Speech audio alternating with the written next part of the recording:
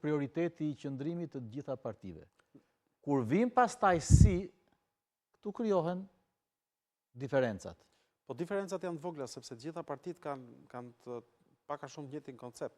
Ka diferencë për shembull midis lëvizjes Partisë Shqipëria Bëhet edhe Partisë Demokratike. Shqipëria Bëhet dëshiron që të ketë ngulim në bulevard në stilin e vet, siç e ka bërë edhe vet. Fakt duke dhënë shembullin, do donte që të ishte edhe Partia Demokratike dhe pjesa tjetër e opozitës të bënin të njëjtën gjë.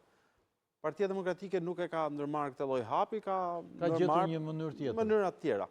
Por po ta shikojmë është thjesht çështje taktikash, por nuk është çështje strategjie.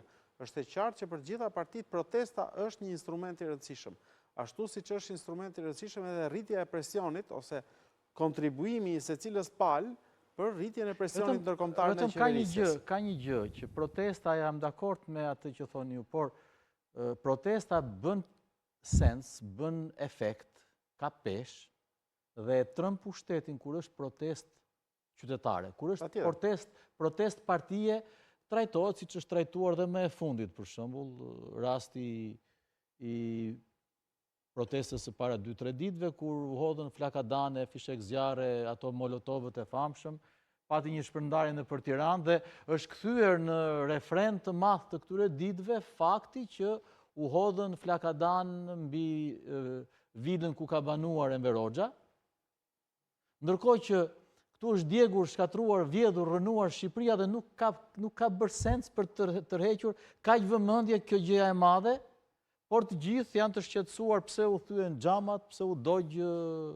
Dakor, po mos ndoshta jemi pak të paduruar në shqiptarët, njësoj siç ne presim që forumi të zgjidhë hallet e opozitës brenda një muaji, se një muaj kemi dalë, ashtu dhe ndoshta nuk duhet presim që opozita të arrijë presionin maksimal të saj protestave brenda një kohe të shkurtër. Unë shikoj vlerën kryesore të protestave te qëndrueshmëria, vijueshmëria e tyre.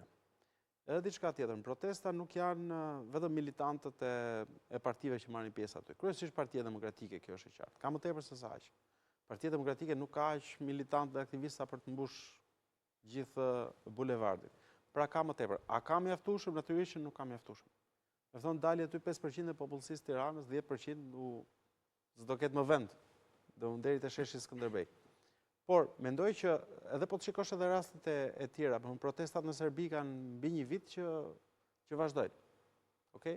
Në Rumani, në çfarë përmasa dhe në çfarë dimensionesh? Patjetër. Në Bullgari kur kanë ndodhur, kanë vazhduar për një kohë të gjatë. Në Francë, në Rumani, gjithashtu në Francë etj. Domethënë, nuk mund presësh që protestat organizohet një protestë dhe zgjidhet gjithçka me një protestë. Dhe për më tepër protestat nuk janë instrumenti i vetëm. Vetëm protesta nuk mjafton.